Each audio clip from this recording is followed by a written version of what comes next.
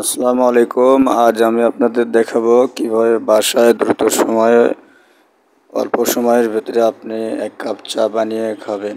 চলুন বেশ, আসসালামু আলাইকুম। আজ আমি আপনাদের দেখাবো কিভাবে বাসায় চা বানিয়ে খাবেন দ্রুত সময়ে।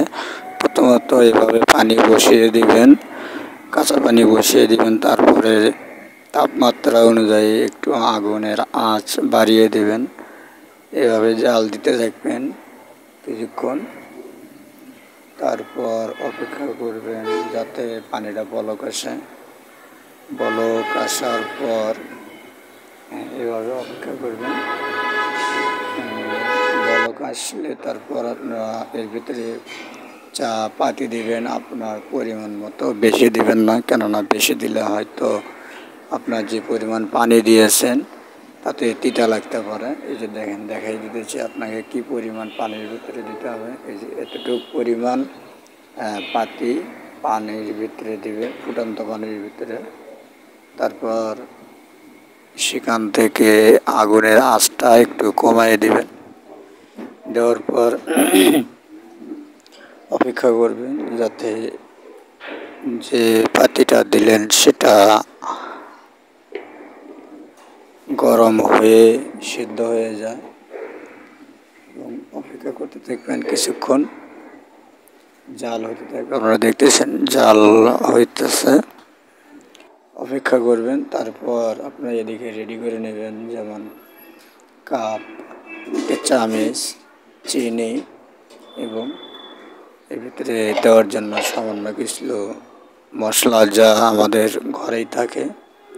যেমন এর ভিতরে রয়েছে দারচিনি এবং এলাচ। আমি আজকে দুটোই ব্যবহার করব, খুব বেশি দেব না, একটা অথবা দুইটা করে দেব।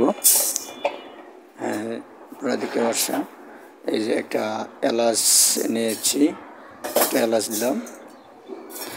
এলাচ দিলাম, তারপর আমি একটু দারচিনি দেবো, সামান্য একটু দারচিনি দেবো, 2 টুকরা। আমি চেষ্টা করতেছি, দেখি আরেকটা এলাচ দেব, একটু ভালো দেখে দেব, মানসম্পন্ন, যেটার ভিতরে আপনার এলাচের দানা রয়েছে, দানা বা বীজ রয়েছে। আমি আরেকটা এলাচ দেব। একটা এলাচ দিলাম, এই যে নিয়েছি, আপনারা দেখতে পাচ্ছেন, একটা এলাচ দিলাম। তারপর পরিমাণ মতো আমি চেষ্টা করব, আপনারা সবসময় চেষ্টা করুন পরিমাণ মতো এর ভিতরে চিনি দিতে। যে পরিমাণ চিনি আপনি খেতে পারবেন, বেশি দিবেন না, এতে চিনি মানুষের শরীরের জন্য অত্যন্ত ক্ষতিকর।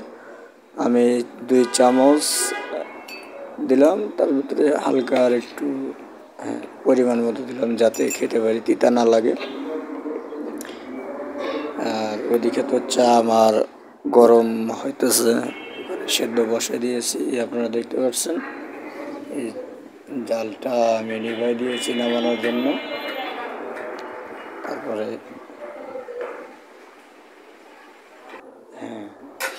নিয়ে আসলাম,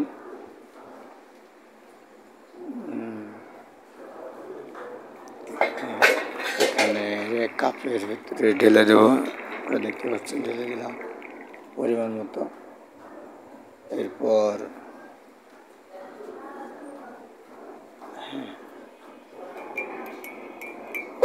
একটু ভালো করে নেড়ে নেবেন, চিনিটা গলে যায় এবং খেতে ভালো লাগে। একটু ভালো করে লাড়াই নিতেছি।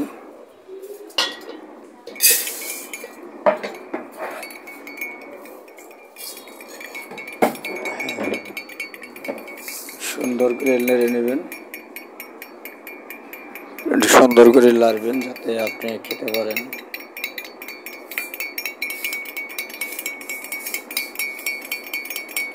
এভাবে বাসায় চা বানিয়ে দ্রুত সময়ের ভিতরে খেতে পারবেন। সর্বোচ্চ আপনার 5 থেকে 10 মিনিট লাগতে পারে।